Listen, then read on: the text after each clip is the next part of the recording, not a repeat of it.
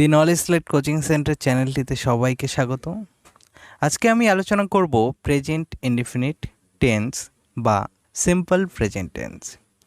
আমার এই পুরো ভিডিওটা খুব মনোযোগ সহকারে শুনবে। আমি এখানে প্রেজেন্ট ইনডিফিনিট টেন্স নিয়ে সবার সমস্ত স্টুডেন্টদের মধ্যে যত সমস্যা আছে সব কিছু ক্লিয়ার করার চেষ্টা করব।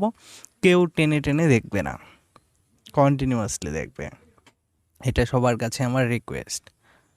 তো সবার প্রথমে আসি প্রেজেন্ট ইনডিফিনিট টেন্স বা সিম্পল প্রেজেন্ট টেন্স কি। যে বাক্যগুলির মাধ্যমে বর্তমানকালের কোনো ঘটনা বা কোনো চিরন্তন সত্য ঘটনা, কোনো ব্যক্তি, বস্তু বা যে কোনো জীবের সম্পর্কে বর্ণনা করা হয়, সেটা চেহারা হতে পারে, অভ্যাস হতে পারে, যা খুশি বর্ণনা করা হয়, তাকে প্রেজেন্ট ইনডিফিনিট টেন্স বলা হয়। বোঝা গেল প্রেজেন্ট ইনডিফিনিট টেন্স কি। যদি না বুঝে থাকো তাহলে ভিডিও বানানোর ফায়দা কি, আরেকবার পজ করে আবার প্রথম থেকে দেখে নাও প্রেজেন্ট ইনডিফিনিট টেন্স কি। এরপরে আসি basic rules of present indefinite. তো সবার প্রথমেই সাবজেক্ট, ভার্ব ওয়ান, অবজেক্ট বা আদার্স, এটা হচ্ছে মেন রুলস প্রেজেন্ট ইনডিফিনিটের। এটাকে যখন নেগেটিভ করব আমরা, তখন কি হবে? প্রথমে সাবজেক্ট, তারপরে ডু বা ডাজ, তারপরে নট, ভার্ব ওয়ান, অবজেক্ট বা আদার্স। এখন অনেক স্টুডেন্ট আছে যারা সাবজেক্ট কি, ভার্ব কি, অবজেক্ট কি এ সম্বন্ধে তাদের কোনো ধারণা নেই। এই সাবজেক্ট, ভার্ব, অবজেক্ট কি এ নিয়ে আমি একটা ভিডিও বানিয়েছি। তোমরা যদি সেই ভিডিওটা না দেখে থাকো তাহলে গিয়ে দেখতে পারো আমার ভিডিওটা। এরপরে 3 নম্বর যে রুলসটা সেটা হলো, এটাকে যখন আমরা কোশ্চেন করব তখন কি হবে? প্রথমে ডু বা ডাজটা প্রথমে চলে আসবে, তারপরে সাবজেক্ট, ভার্ব ওয়ান, অবজেক্ট বা আদার্স। এটাকে যদি আমরা ডাব্লিউএস ওয়ার্ড কোশ্চেনে কনভার্ট করি বা এটাকে যদি আমরা নেগেটিভ করি তাহলে কি করতে হবে? যদি এইটাকেই আমরা নেগেটিভ করি তাহলে প্রথমে ডু ডাজ, তারপরে not, subject, verb one, object বা আদার্স। আর এরপরের যে রুলসটা মনোযোগ সহকারে শুনবে, এরপরের রুলসটা যেটা আছে সেটা হলো, যে ক্ষেত্রে আমাদের মেন ভার্ব থাকবে না তখন মেন ভার্ব রূপে হেল্পিং ভার্বটাই কিন্তু বসে। তো এক্ষেত্রে সবার প্রথমে বসে সাবজেক্ট, তারপরে হেল্পিং ভার্ব, তারপরে অবজেক্ট বা আদার্স। এটাকে যখন আমরা নেগেটিভ করি তখন শুধুমাত্র হেল্পিং ভার্বের পরে একটা নট বসাতে হয়। তাহলে সূত্রটা কীরকম হবে? প্রথমে সাবজেক্ট, তারপরে হেল্পিং ভার্ব। হেল্পিং ভার্ব মানে am, is, are, was, were বা হ্যাভ, হ্যাজ। তো এখানে যেহেতু প্রেজেন্ট ইনডিফিনিটের কথা বলা হচ্ছে, তার জন্য এখানে হেল্পিং ভার্ব হিসেবে am, is, are, have, has এগুলি বসে। তারপর একটা নট বসাতে হবে, তারপরে অবজেক্ট বা আদার্স। এরপরে আসি, যখন এটাকে আমরা কোশ্চেন করব তখন কি হবে? প্রথমে হেল্পিং ভার্ব, সাবজেক্ট, অবজেক্ট বা আদার্স। এরপরে এই কোশ্চেনটাকে যখন আমরা নেগেটিভ করব তখন সূত্রটা কীরকম হবে? প্রথমে হেল্পিং ভার্ব, তারপরে নট, সাবজেক্ট বা তারপরে অবজেক্ট বা আদার্স। এসো, এই 8টি হলো প্রেজেন্ট ইনডিফিনিট টেন্সের মেইন রুল। এছাড়া এই 8টি রুলস যদি তুমি ভালোভাবে আয়ত্ত করতে পারো তাহলে তোমার প্রেজেন্ট ইনডিফিনিট সম্পর্কে যত ধরনের কনফিউশন আছে সব ক্লিয়ার হয়ে যাবে। তো কয়েকটা এক্সাম্পল দেখা যাক এবারে। নাম্বার 1 যেটা আমি এক্সাম্পল দিয়েছি সেটা তোমরা সবাই জানো, তবু দিয়েছি, একটু আলাদাভাবে ট্রাই করার চেষ্টা করেছি। পৃথিবী সূর্যের চারিদিকে ঘোরে। The earth revolves around the sun. তোমরা জানো যে the earth moves around the sun, তবে এটাকে তুমি মুভস এর পরিবর্তে রিভলভসও ব্যবহার করতে পারো। তাহলে কি হচ্ছে, the earth revolves around the sun. এরপরে এটাকে যখন আমরা নেগেটিভ করব, তাহলে দেখো এখানে রিভলভস মানে ভার্ব ওয়ান বসেছে। আর এখানে একটা জিনিস তোমরা খেয়াল করতে পারছো যে ভার্ব ওয়ানের শেষে এস যুক্ত হয়েছে। কেন হয় এটা নিয়ে একটা ভিডিও বানিয়েছি, তা সত্ত্বেও বলে দিচ্ছি। যখন সাবজেক্টটি থার্ড পারসন সিঙ্গুলার নাম্বার হয় তখন সেক্ষেত্রে ভার্বের পরে এস বা ইএস যুক্ত হয়। তার জন্য কিন্তু এখানে রিভলভ এর শেষে এস যুক্ত হয়েছে। এরপর এটাকে যখন এই বাক্যটাকে যখন আমরা নেগেটিভ করব তখন কী হবে, পৃথিবী সূর্যের চারিদিকে ঘোরে না, এটাকে নেগেটিভ। তাহলে এটা কি হচ্ছে, দ্য আর্থ ডাজ নট, বা এটাকে সংক্ষেপে ডাজেন্ট বলতে পারি। ডাজ নটকে সংক্ষেপে ডাজেন্ট বলে, ডাজেন্ট রিভলভ। এখানে কিন্তু রিভলভস হবে না, রিভলভ অ্যারাউন্ড দ্য সান। তাহলে কি হচ্ছে, the earth doesn't revolve around the sun. এরপরে এটাকে যদি আমরা কোশ্চেন করি তাহলে কি হবে, পৃথিবী কি সূর্যের চারিদিকে ঘোরে? Does the earth revolve around the sun. এখানে কিন্তু মিস্টেক করবে না, আমি বারবার বলছি এখানে মিস্টেক করবে না। ডাজ দ্য আর্থ রিভলভস হবে না, কিন্তু রিভলভস হবে না, কি হবে, রিভলভ অ্যারাউন্ড দ্য সান। এরপরে পৃথিবী কি সূর্যের চারিদিকে ঘোরে না? তাহলে এটা কি হবে, doesn't the earth revolves around the sun. 5 number যে এটাকে যখন আমরা WH ওয়ার্ড কোশ্চেনে কনভার্ট করব তখন আমি এখানে একটা WH ওয়ার্ড দিয়ে একটা এক্সাম্পল দিয়েছি। দেখো কি লিখেছি, পৃথিবী কিভাবে সূর্যের চারিদিকে ঘোরে। How does the earth revolve around the sun. বোঝা গেল? এরপরে এটাকে যদি আমরা নেগেটিভ করি তাহলে কি হবে, পৃথিবী কিভাবে সূর্যের চারিদিকে ঘোরে না। হাউ ডাজ বা নট, অথবা how doesn't the earth revolve the sun. এই যে আমি এতখানি যে এই যে 6টি বাক্য আমি আলোচনা করলাম, এই 6টি বাক্য উপরের যে 4টি আমি রুলস দিয়েছি সেই 4টি রুলসকে ধরেই কিন্তু আমি করলাম। এবারে তোমরা একই রকমভাবে ওই 4টি রুলসেরই আরও কয়েকটা এক্সাম্পল দিচ্ছি। দেখো, তারা প্রতিদিন মর্নিং ওয়ার্কে যায়। They go to the morning work everyday or regularly.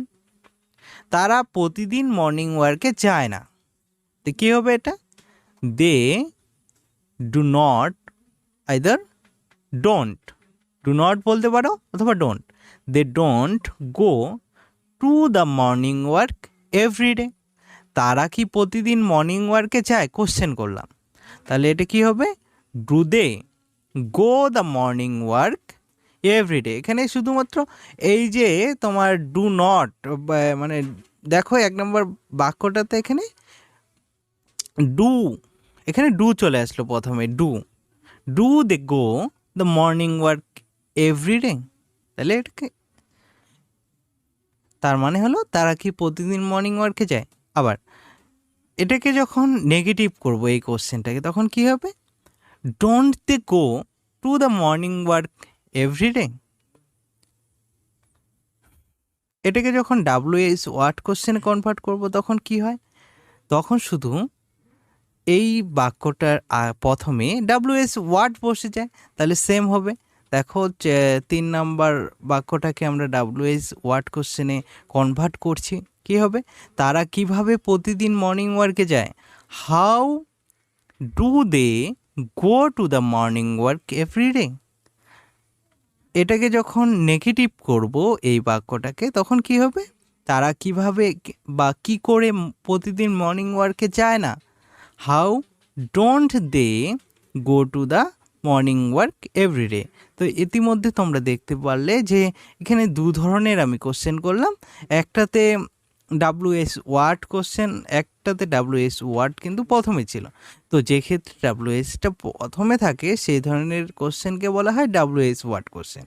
আর যে ক্ষেত্রে আমাদের হেল্পিং ভার্বটা বসেছে সেগুলোকে বলা হয় ইয়েস নো কোশ্চেন। তাহলে ইয়েস নো কোশ্চেন কি, WH ওয়ার্ড কোশ্চেন কি, এই নিয়ে আমি একটা বিস্তারিত ভিডিও বানিয়েছি। তোমরা যদি না দেখে থাকো তাহলে গিয়ে দেখতে পারো, তাহলে তোমাদের WH ওয়ার্ড কোশ্চেন এবং ইয়েস নো কোশ্চেন সম্পর্কে সম্পূর্ণ ধারণা চলে আসবে। তো এবারে এই যে 4টা রুলস, এরপরে আবার বাকিগুলোতে যাই, এগুলো নিয়ে আরও পরে আলোচনা করব যদি সময় থাকে। অনেক বড় লং হয়ে যাবে ভিডিওটা, তার জন্য আর আলোচনা করছি না, এই কয়েকটা এক্সাম্পল দিয়ে বোঝার চেষ্টা করো। এরপরে যে ক্ষেত্রে আমাদের মেন ভার্ব থাকবে না, মানে হেল্পিং ভার্বটাই মেন ভার্ব হিসেবে ব্যবহার হবে, সেরকম কয়েকটা এক্সাম্পল আমরা দেখে নিই। বাক্যটা লিখেছি, সে খুব ভালো গায়ক, he is a very good singer. দেখো এখানটা কিন্তু মেন ভার্ব ছিল না, তার জন্য এখানে হি এর পরে কি বসেছে, ইস। সে এখানে মেয়ে হতে পারে, ছেলে হতে পারে, আমি এখানে ছেলে হিসেবেই ধরে নিয়েছি, তার জন্য এখানে হি ব্যবহার করেছি। He is a very good singer. এটাকে যদি আমরা নেগেটিভ করে তাহলে কি করতে হবে, শুধু ইসের পরে একটা নট বসাতে হবে, তাহলে কি হবে, সে খুব ভালো গায়ক না। এটাকে নেগেটিভ করলে কি হবে, মানে কনভার্ট করলাম, মানে এটা তো নেগেটিভ, সে খুব ভালো গায়ক না, তাহলে এটা কি হবে, he is not a very good singer. এটাকে যদি আমরা কোশ্চেন করি, যে 1 নম্বর বাক্যটাকে যদি আমরা কোশ্চেন করি তাহলে কি হবে, সে কি খুব ভালো গায়ক, কোশ্চেন করলাম, এখানে ইয়েস নো কোশ্চেন করলাম, যেহেতু এর উত্তরে কিন্তু হ্যাঁ অথবা না আসবে, তার মানে এটাকে ইয়েস নো কোশ্চেন বলা হয়। তাহলে এটা ইংলিশে কনভার্ট করলে কি হবে, is he a good singer. ঠিক আছে, এরপরে দেখো 4 নাম্বার, সে কি খুব ভালো গায়ক নয় বা না, সে কি খুব ভালো গায়ক নয়, is not he a good singer. তাহলে ইজ এর পরে শুধু একটা নট বসালাম, বা এটাকে ইজেন্ট বলতে পারো, isn't he a good singer, তারপরে কোশ্চেন মার্ক কিন্তু দিতেই হবে।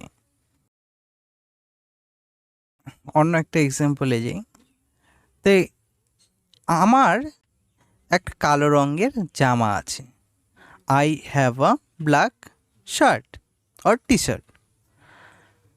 আমার কালো রঙের জামা নেই, I have no a black T shirt, বা I don't have a black T shirt. আমার কি কালো রঙের জামা আছে, do I have a black shirt.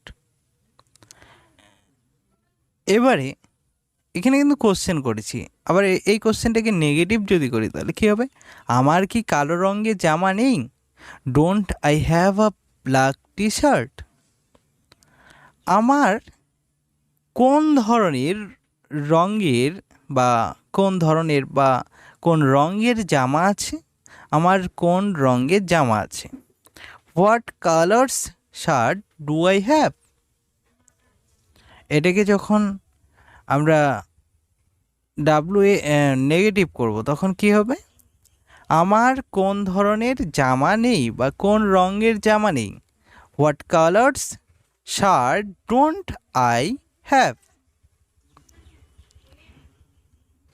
আরও কয়েকটা এক্সাম্পল দেখা না যাক, যে ক্ষেত্রে আমাদের মেন ভার্ব থাকে না, হেল্পিং ভার্বটাই মেন ভার্ব হিসেবে কাজ করে। তো প্রথম এক্সাম্পলটা যেটা নিয়েছি আমি, আমরা ঘরের মধ্যে আছি, we are in the room. এখানে কিন্তু দেখো ইন বসিয়েছি আমি, এখানে যদি তুমি ইনটা না বসাও, উই আর দ্য রুম, তাহলে কিন্তু হয়ে যাবে আমরা ঘর, তাহলে কিন্তু ইনের ব্যবহারটা কিন্তু এখানে মাস্ট দিতেই হবে। এখানে we are in the room, আমরা ঘরের মধ্যে আছি। তাহলে এটাকে যদি বলি তোমরা ঘরের মধ্যে আছো, তাহলে you are in the room. ঠিক আছে, বোঝা গেল। এরপরে এটাকে যদি নেগেটিভ করে তাহলে কি হবে? আমরা ঘরের মধ্যে নেই, we are not in the room.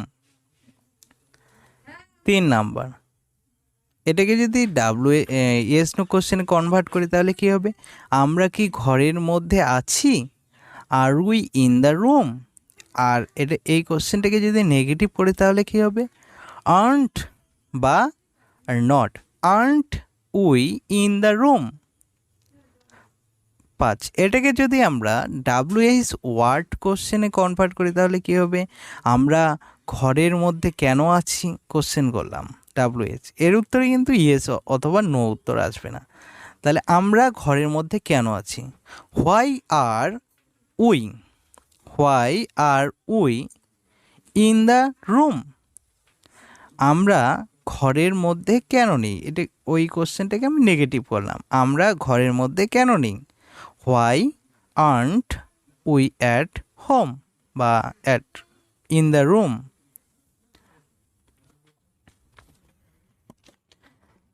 এবারে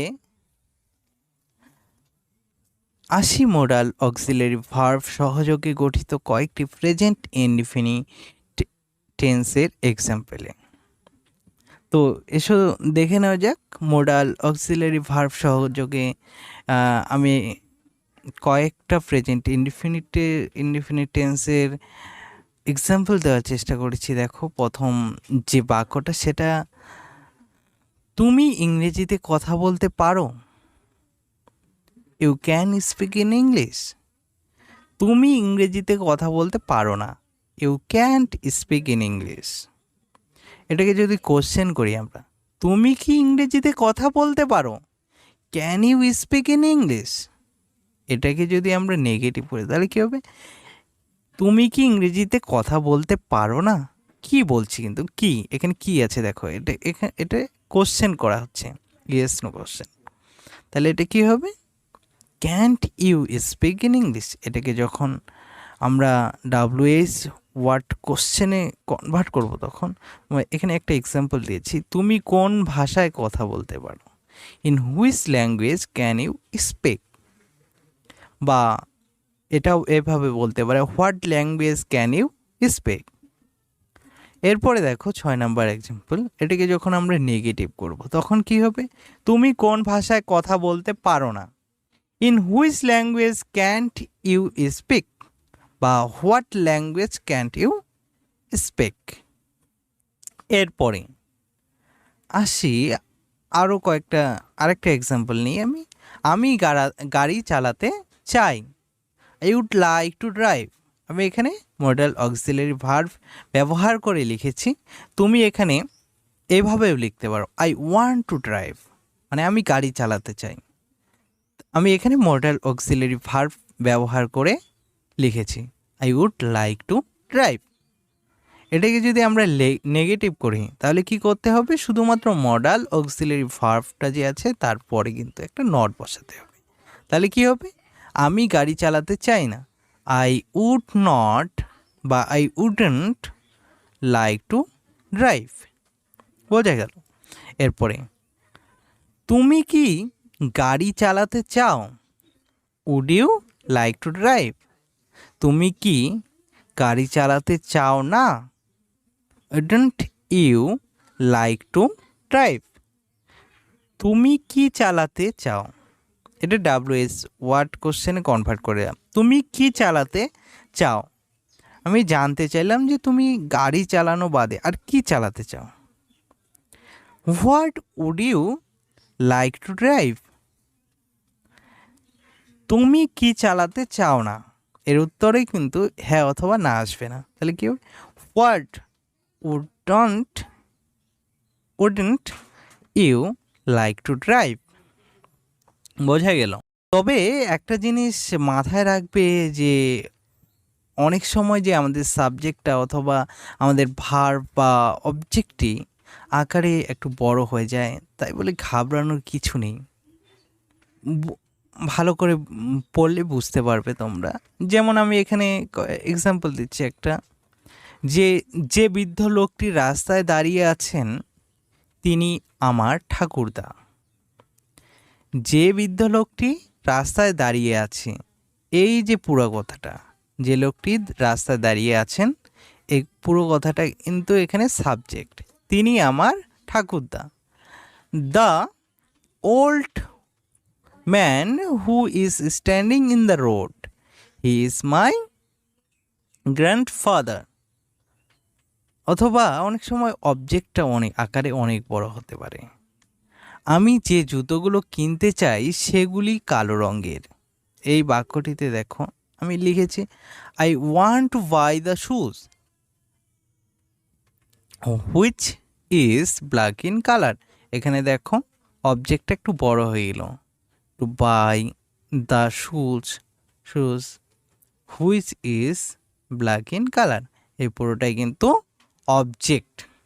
বোঝা গেল?